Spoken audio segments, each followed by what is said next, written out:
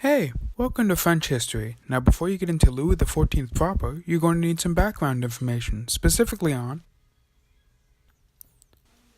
the Fronde was a series of revolutions that comprised the French Civil War, where the people, nobility, courts, and even some of the potential heirs to the crown launched a revolt against the current leaders of the country, some weird foreigners who wanted to impose heavy taxes to pay for some war no one really cared about.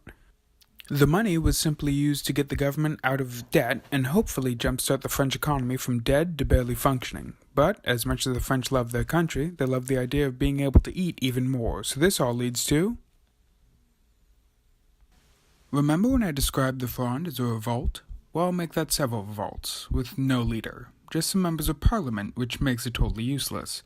Sure, they had a cause, but the cause was so vague that there was no clear answer for what they should be doing in terms of a solution, making it so that you essentially had 14 different groups trying to come together.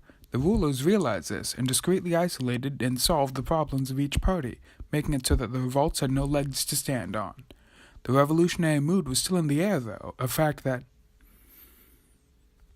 wanted to capitalize on. See, the more power you have, the more you tend to want, and the rank-and-file French nobility had quite a bit and wanted it all. But the first Fronde failed, so how would the nobles continue it? Well, the plan was quite ingenious, actually. Instead of splitting the responsibilities around 5 or 6 people who didn't know what the end goal was, they doubled the count and added the element of randomly undercutting each other at any possible opportunity. With this new fighting force, surely a new era would come.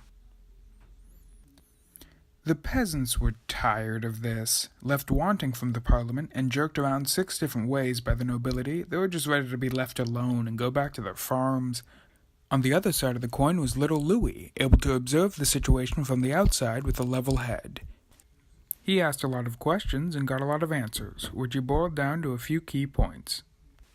The people didn't know what they want, the nobles couldn't get what they want, and the parliament just stops him from getting what he wants. So, he just decided to take what he wants. Deeply impacted by his experiences with the Fronde in his childhood, Louis XIV was determined that that kind of chaos would not grip France again. During his reign, he reduced the power of the old nobles, the nobles of the sword, by creating a new group of bureaucrats, the nobles of the robe, who owed their positions and titles to him. Louis XIV separated social status and grandeur from legitimate political power by essentially alluring the nobles to live a decadent lifestyle in his court. He required the nobility to live in the opulent palace of Versailles so they couldn't gain power elsewhere. The nobles were severely weakened by this, yet they loved and became accustomed to the fancy clothes, food, and lifestyle that Louis provided them. France has a history of weak rulers. Sure, there were a few good ones here and there, but generally they weren't too strong. For example, the whole thing with Charles VII and Joan of Arc was sort of messed up. The symbol of the French nobility was fleur-de-lis, a lily flower.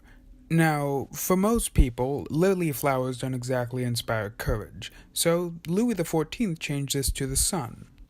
In all cultures, the sun symbolizes strength and power. Louis came to be known as the Sun King, one of the greatest rulers in French history.